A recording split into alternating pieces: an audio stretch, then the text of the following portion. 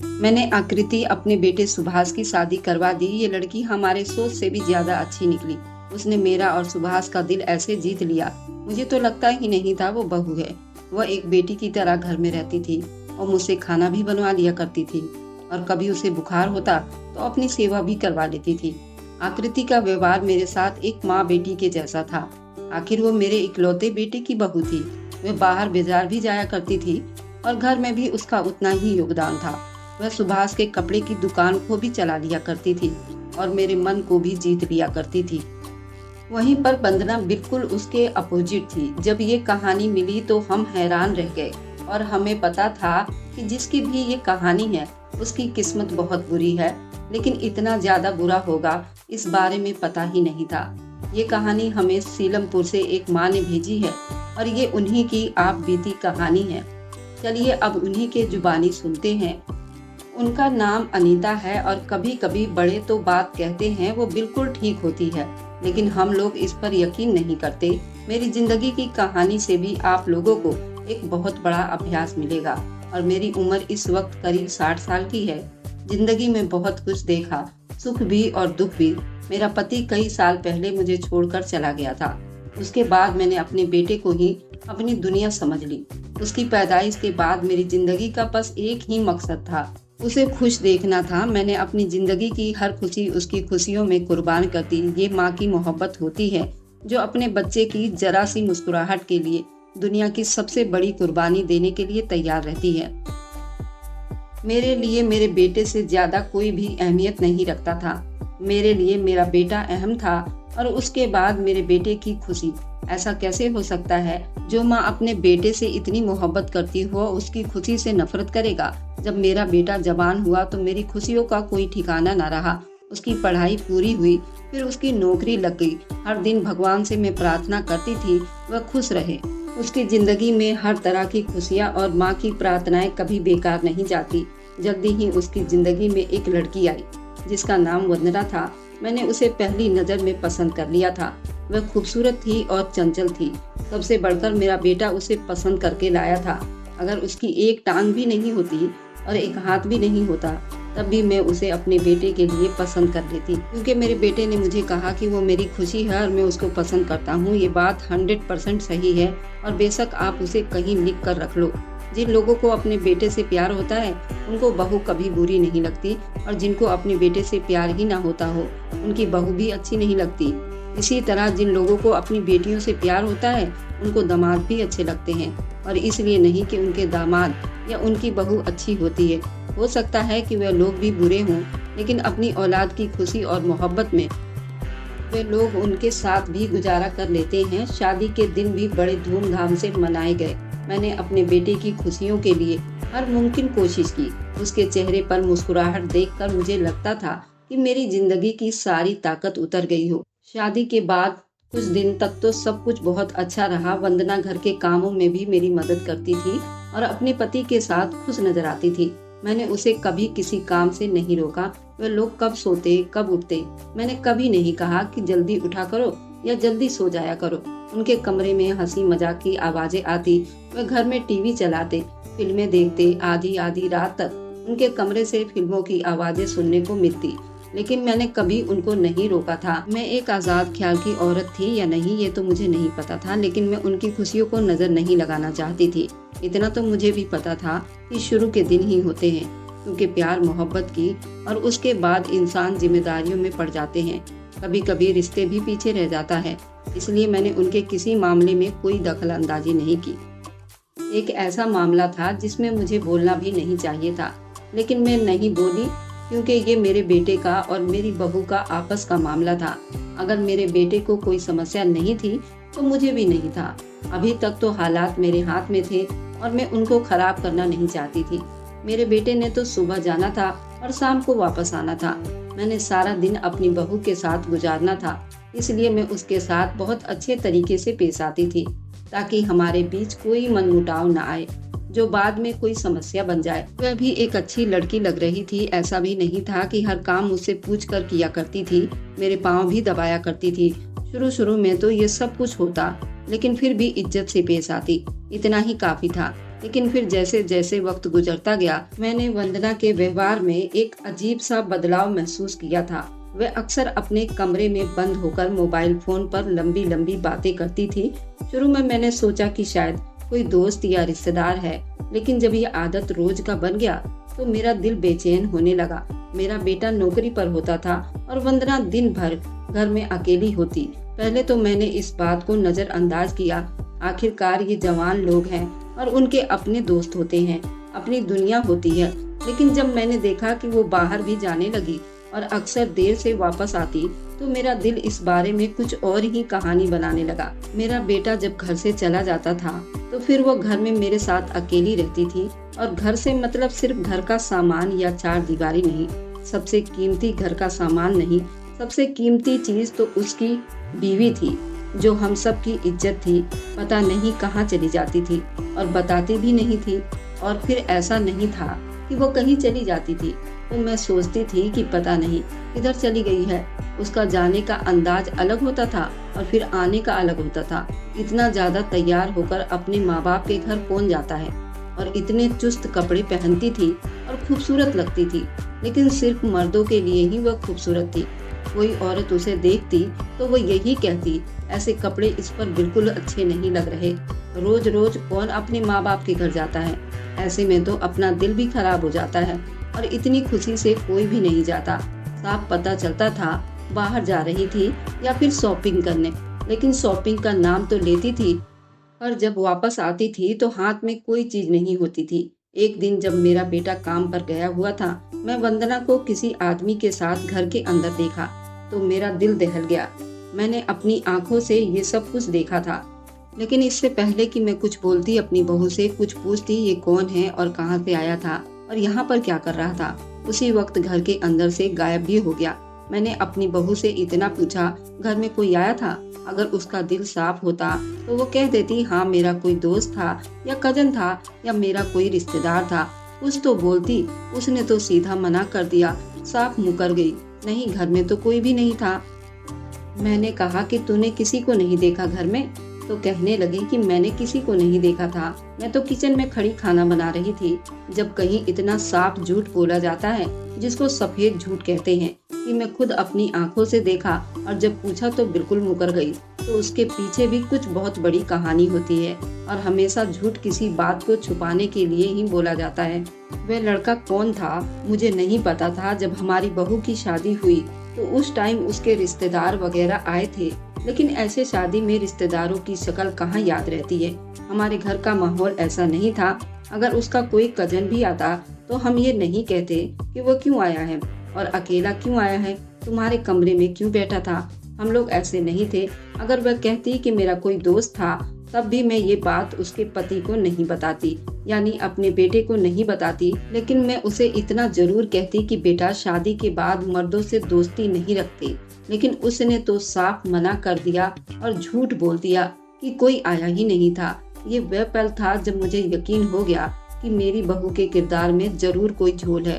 फिर अपने बेटे को ये सब बताने का फैसला किया, लेकिन अंदर ही अंदर एक खौफ था कि कहीं वो मेरी बात का यकीन न करे। इसी सोच में मैंने कई दिन गुजारे, और जब एक दिन मेरा बेटा काम से वापस आया तो मैंने हिम्मत करके उसे सब कुछ बता दिया। मेरे दिल में एक माँ की परेशानी थी, एक डर था, कहीं मैं किसी गलती पर तो नहीं हूँ। लेकिन जो कुछ मैंने अपनी आंखों से देखा था, वह नजरअंदाज करना मेरे लिए मुमकिन नहीं था। बेटा, मुझे तुमसे कुछ बात करनी है, मैंने धीरे से कहा। मेरा बेटा, जिसका नाम सुभाष है और हमेशा मेरी बात को ध्यान से सुनता था, वो मेरे करीब आया और बोला कि माँ क्या हुआ, आप कुछ परेशान लग रही हैं। मेरी आवाज लड़खड़ा रही थी। बेटा, वंदना का व्यवहार मैं कई दिनों से देख रही हूँ, अजीब सा बदलाव आ रहा है। वह अपने कमरे में बंद होकर फोन पर किसी से बात करती रहती है, और 2-2 4-4 घंटे कौन किसी से बात करता है। और फिर हमने भी तो ये बाल धूप में सफेद नहीं किए ना। जब किसी से बात की जाती है तो चेहरे से ही पता चल जाता है कि बात किससे हो रही है, अपने घर वालों से बात कर रही है या दोस्तों से या किसी और से। ये सब फोन पर हाव भाव से ही इंसान को पता चल जाता है।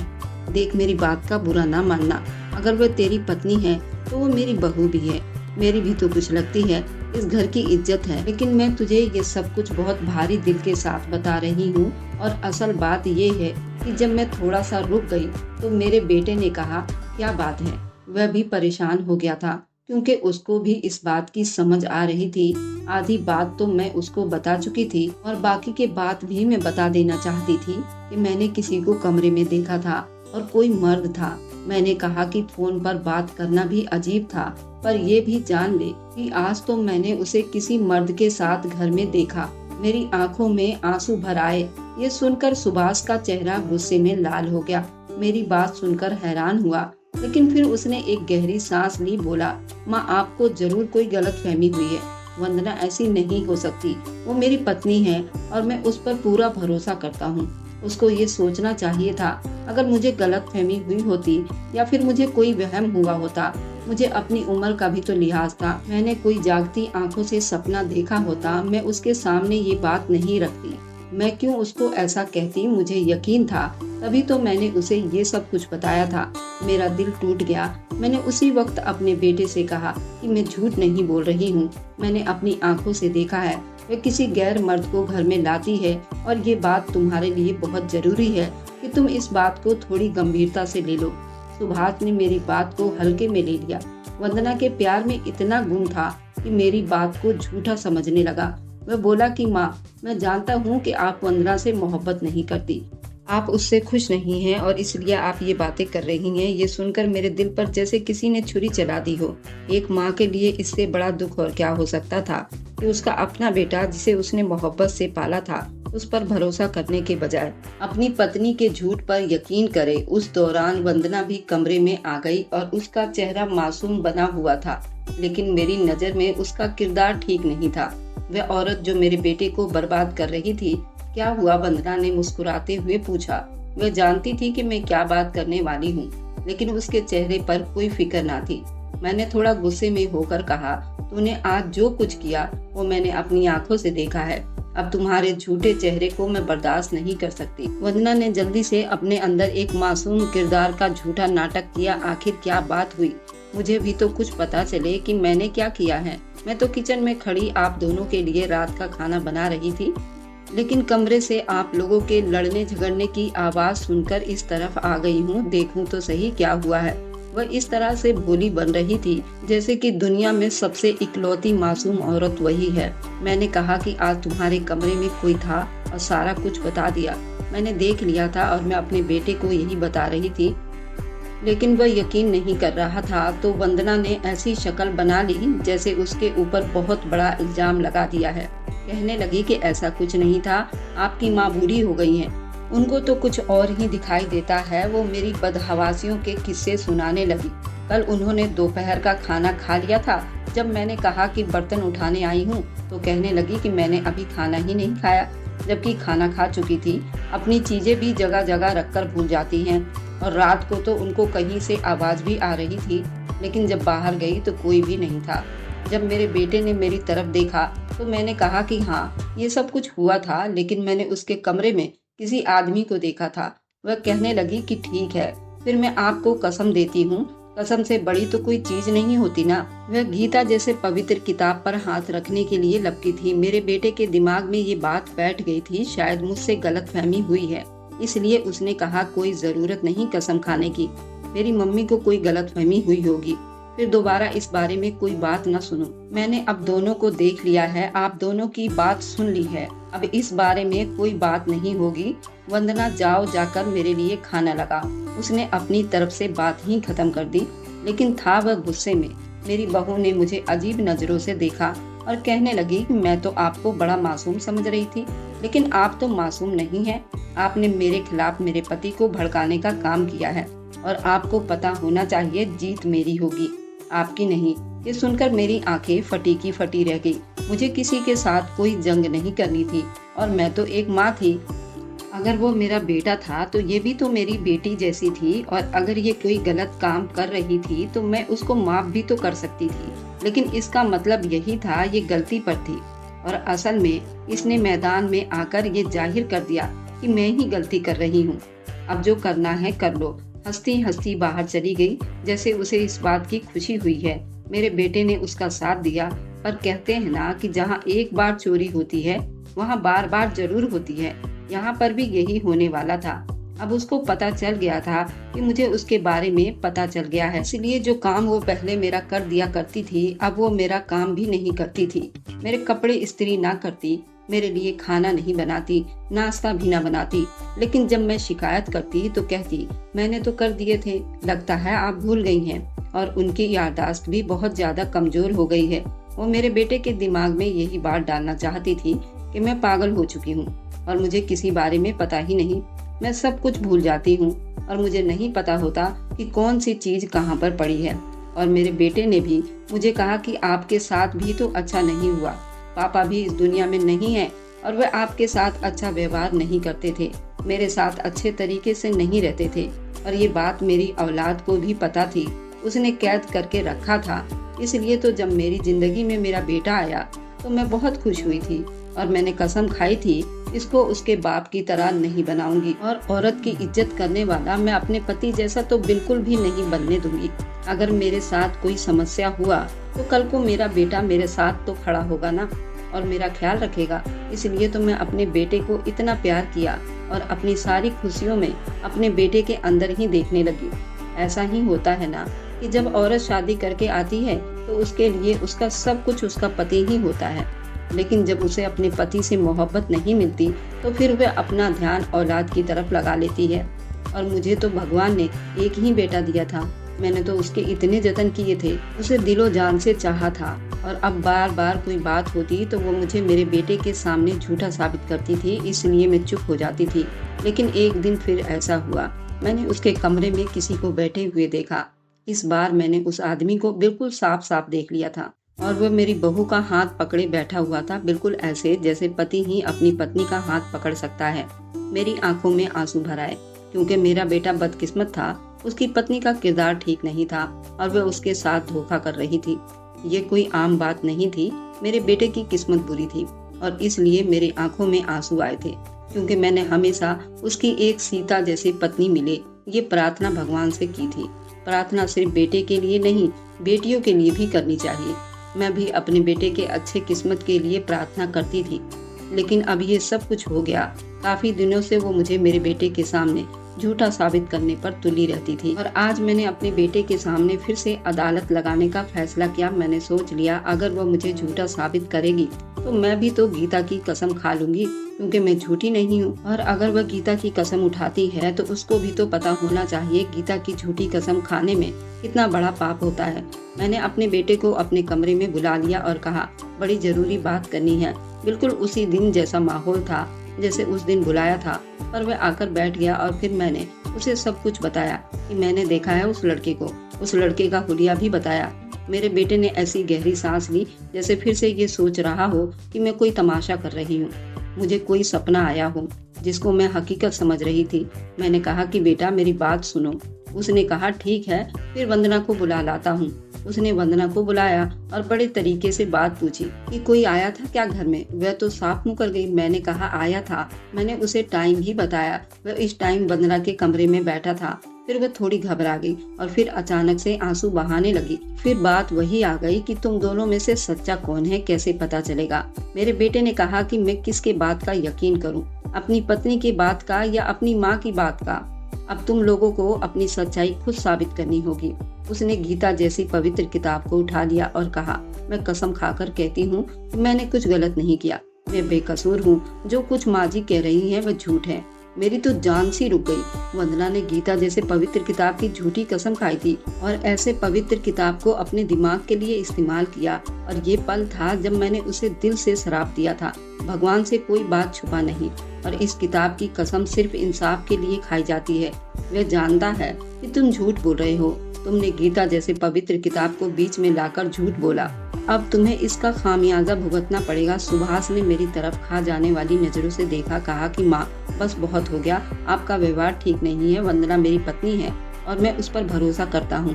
आपको ये सब बातें शोभा नहीं देती। मेरी आंखों से आंसू बहने लगे और मैं हैरान थी कि मेरा अपना बेटा मेरी बात को कैसे झुठला रहा था। मैंने हमेशा उसके भले के लिए भगवान से प्रार्थना करती आई थी, लेकिन आज वह उस औरत के झूठ में फंस गया था जिसने उसका घर बर्बाद कर दिया था। सुभाष ने आखिरकार वो बात कर दी जो मैं कभी सुनना नहीं चाहती थी। माँ, अगर आपको वंदना के साथ कोई समस्या है तो आपको इस घर में नहीं रहना चाहिए। मैं चाहता हूँ कि आप यहाँ से चली जाएं। ये सुनकर मेरे पाँव के नीचे से जमीन निकल गई। और एक माँ के लिए इससे ज्यादा बड़ा दुख और क्या हो सकता था। उसका अपना बेटा जिसके लिए अपनी पूरी जिंदगी कुर्बान कर दी, उसे अपने ही घर से निकाल दे। रात के वक्त जब पूरा मोहल्ला सो रहा था, मेरा बेटा मुझे घर से बाहर निकालने का फैसला किया था, तो मेरी आंखों के सामने अंधेरा छा गया। मैंने कभी नहीं सोचा था मेरा बेटा मुझ पर इस तरह जुल्म करेगा। मेरे दिल में एक माँ की मोहब्बत और एक पत्नी का दर्द दोनों थे, और ये दोनों एहसास एक दूसरे से टकराने लगे थे। सुभाष, तुम मुझे यहाँ से निकाल रहे हो। मैंने तुम्हें जन्म दिया, हर पल तुम्हारी हर जरूरत का ख्याल रखा, और तुम आज मुझे ये कह रहे हो कि तुम्हें घर से चले जाना चाहिए। मेरी आवाज थोड़ी लड़खड़ा रही थी, लेकिन मेरी बातों का उस पर कोई असर नहीं हुआ। वह सर्द शब्दों में बोला कि माँ, आपको समझना होगा, वंदना मेरी पत्नी है और मैं उस पर यकीन करता हूँ। अगर आपको उससे समस्या है तो आपको यहाँ से जाना होगा। मुझे लगा जैसे मेरे अंदर की सारी उम्मीदें चटक गई हों। मैंने अपने कदम दरवाजे की तरफ बढ़ा दिए, लेकिन दिल में ख्याल बार बार गूंज रहा था, क्या मैं वाकई अपने बेटे की मोहब्बत में इतनी बेवकूफ बन गई हूँ। रात का वक्त था और चांद की रोशनी में सब कुछ सन्नाटा था। जब मैंने घर के बाहर कदम रखा तो मेरे दिल में हजारों सवाल थे। मैंने सोचा कि अब मुझे कहाँ जाना है। मेरा कोई नहीं था सिवाय भगवान के कि मैं उसका सहारा लूं। मुझे याद आया कि भगवान तो हमेशा अपने श्रद्धालुओं के साथ होता है। जब आपको कोई रास्ता नजर न आए तो सिर्फ भगवान से प्रार्थना करें। मेरी आंखों से आंसू बहने लगे और मेरे कदम दरवाजे से बाहर निकलते ही एक पल के लिए रुक गई, और फिर मैंने अपने भगवान से अपने दिल की गहराइयों से प्रार्थना की कि भगवान, तुम मेरे दिल का हाल जानता है, मेरी मदद कर। जब मैं बाहर निकलने लगी तो पूरा मोहल्ला सो रहा था, लेकिन अचानक एक अजीब किस्सा हुआ। जब मैं कुछ कदम चलकर मोहल्ले के कोने पर पहुंची थी, मैं डर से पीछे हटी, लेकिन एक चमकती हुई रोशनी मुझ पर छा गई और मेरी आंखें हैरानी से फैल गई। मेरे दिल की धड़कनें तेज हो गई। वह एक रोशनी की शक्ल में मेरे सामने आई थी, और वह एक बूढ़े आदमी की शक्ल में आ गया। मेरे सामने आकर खड़ा हो गया। उसने कहा कि तुम्हारी प्रार्थनाएं सुन ली गई हैं। तुम्हें अपने रास्ते पर चलने की हिम्मत चाहिए और भगवान तुम्हारे साथ है। उस बूढ़े आदमी के आवाज में एक अजीब सा सुकून था, और मुझे महसूस हुआ जैसे मेरे दिल का बोझ हल्का हो गया हो। ये बिल्कुल ऐसा था जैसे मैंने जागती आंखों से कोई सपना देखा हो। ये मैं नहीं कहती कि वह आदमी मेरे सामने खड़ा था, लेकिन मेरे दिमाग में ये मंजर सवार हो गया था। मोहल्ले के लोग भी नींद से जाग गए थे और वे सब हैरानी से देख रहे थे कि ये क्या हुआ। एक बूढ़ी औरत जिसे अभी उसके बेटे ने निकाला था, अब एक अजीब सी रोशनी में खड़ी थी। लोग मेरे घर के आगे जमा होने लगे और सवाल करने लगे कि ये क्या हो रहा है। मेरी आंखों के सामने जो मंजर था वो मुझे हैरान कर गया। वे बूढ़ा आदमी जो रोशनी के बीचों बीच खड़ा था बोला, ये भगवान का चमत्कार है, तुम्हारे लिए इंसाफ है। जो इंसान भगवान को अपने आप को सौंप देता है, भगवान जरूर उसकी मदद करता है, और यही सब तुम्हारे साथ हो रहा है।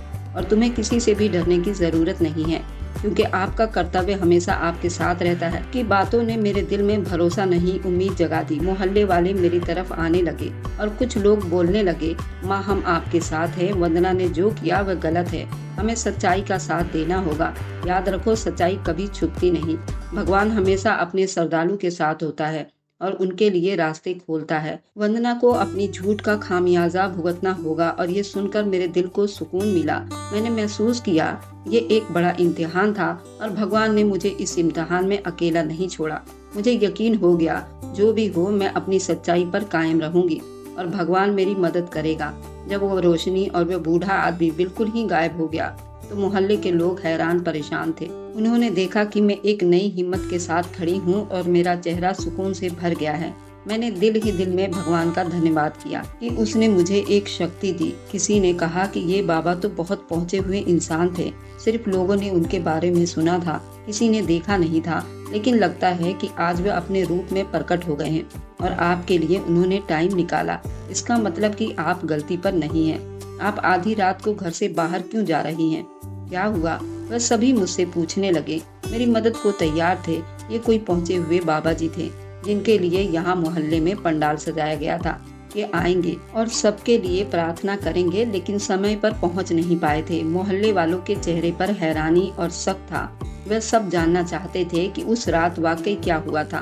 कुछ लोग तो ये भी सोचने लगे थे शायद मैं कोई सपना देख रही हूँ या कोई कहानी बना रही हूँ, लेकिन जो कुछ मैंने अपनी आंखों से देखा और अपने दिल में महसूस किया वह किसी सपने से कम न था।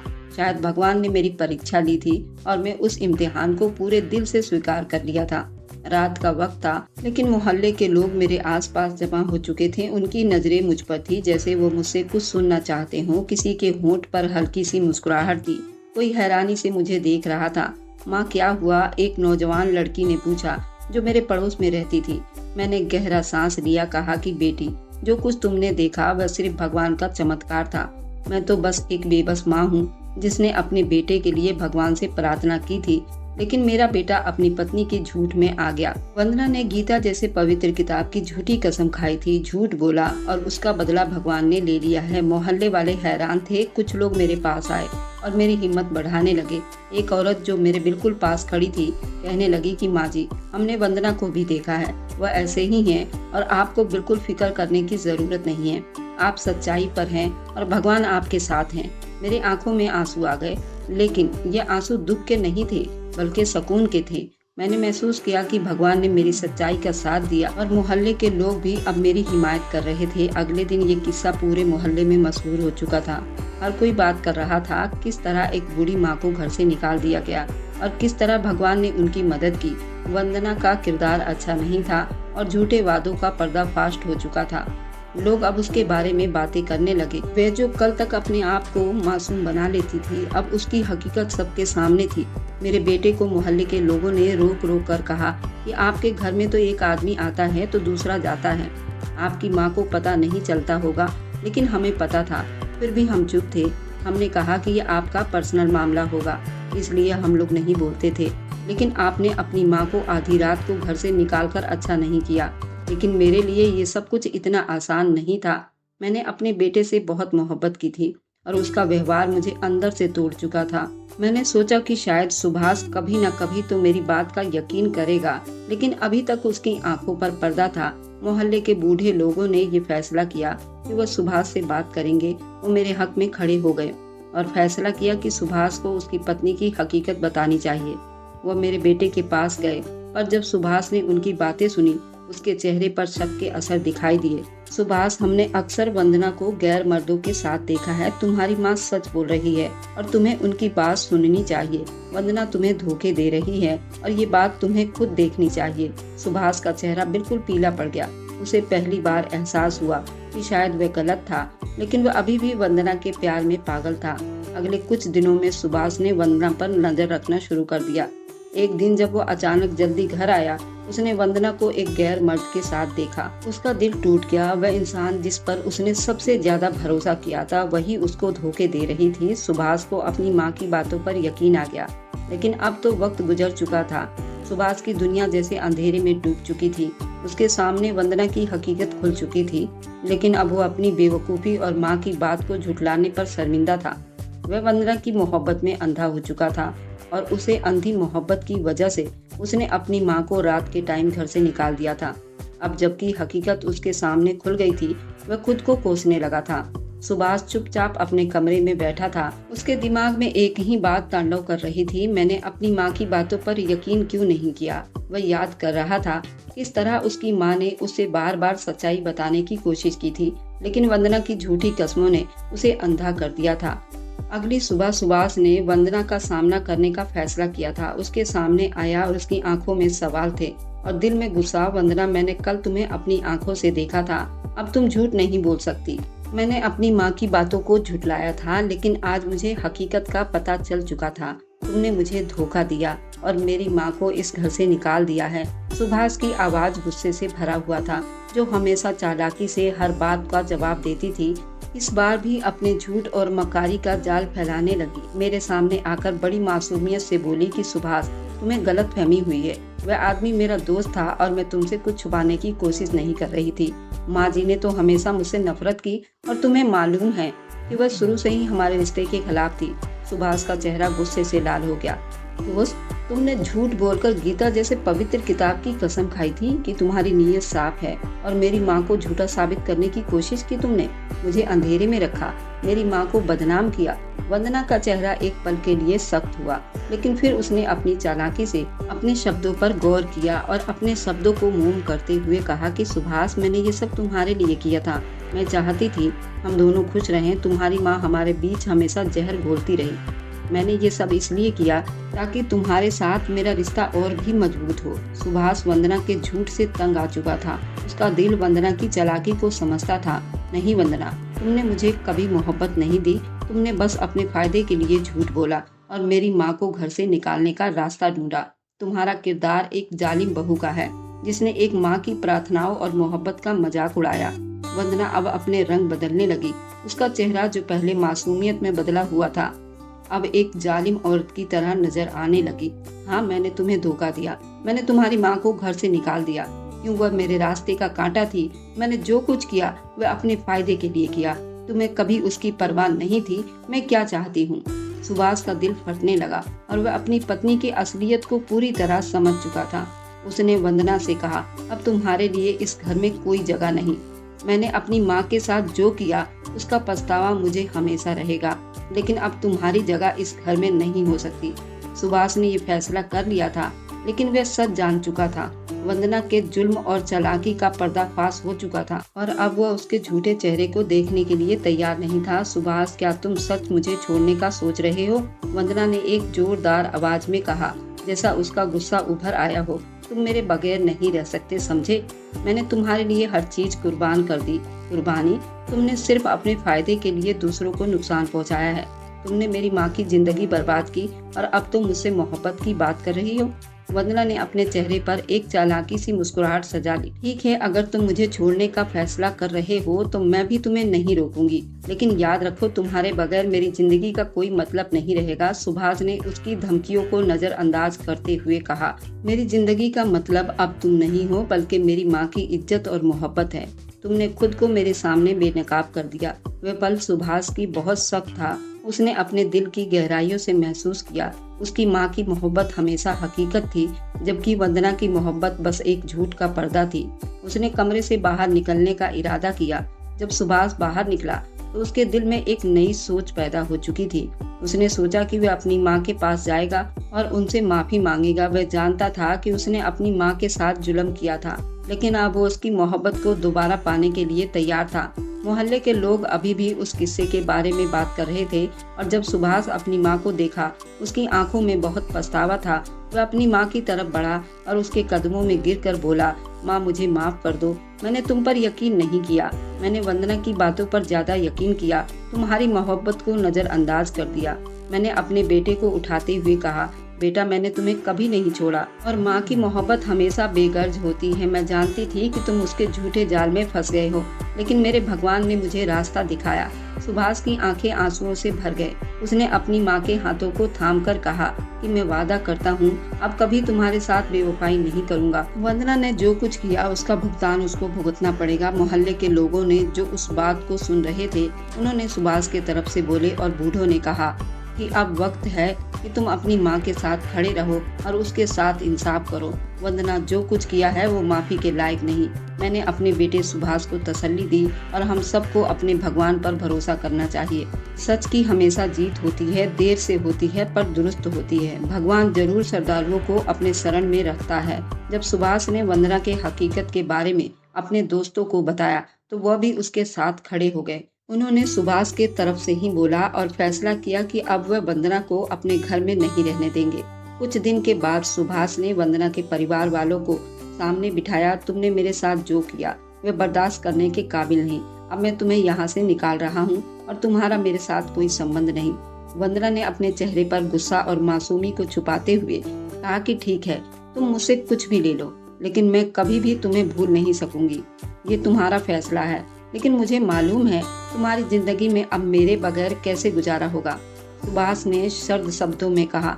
मोहल्ले के लोगों ने सुभाष की हिमायत की और वंदना को घर से निकाल दिया गया। वह बेबस और गुस्से से भरी हुई वहां से चली गई। सभी जानते थे कि वंदना के किए का ही नतीजा है। अब वह दोनों माँ बेटों के जिंदगी में एक नई शुरुआत हुई। सुभाष ने मेरे साथ वक्त गुजारना शुरू किया और हम दोनों एक दूसरे के करीब आ गए। मैंने सुभाष को बताया, भगवान की मदद हमेशा उनके साथ रहेगी। वंदना के चले जाने के बाद मेरा बेटा मुझसे रोज शर्मिंदा रहता। मैंने अपने बेटे को समझाने की बहुत कोशिश की, जिंदगी में सच्चाई और ईमानदारी की अहमियत क्या होती है। एक दिन सुभाष ने मुझे कहा, माँ, मैंने सोचा है हम एक नई जिंदगी की तरफ बढ़ना चाहिए। हम एक साथ मिलकर अपना कारोबार शुरू कर सकते हैं। मैंने खुशी से कहा, ये तो बहुत ही अच्छी बात है। हमने अपना काफी समय बर्बाद कर दिया और अब हमें अपनी मेहनत के जरिए आगे बढ़ना है। हमने अपने एक्सपीरियंस शेयर किए, दोनों मिलकर काम करना शुरू किया और मोहल्ले के लोगों ने हमारी बहुत मदद की।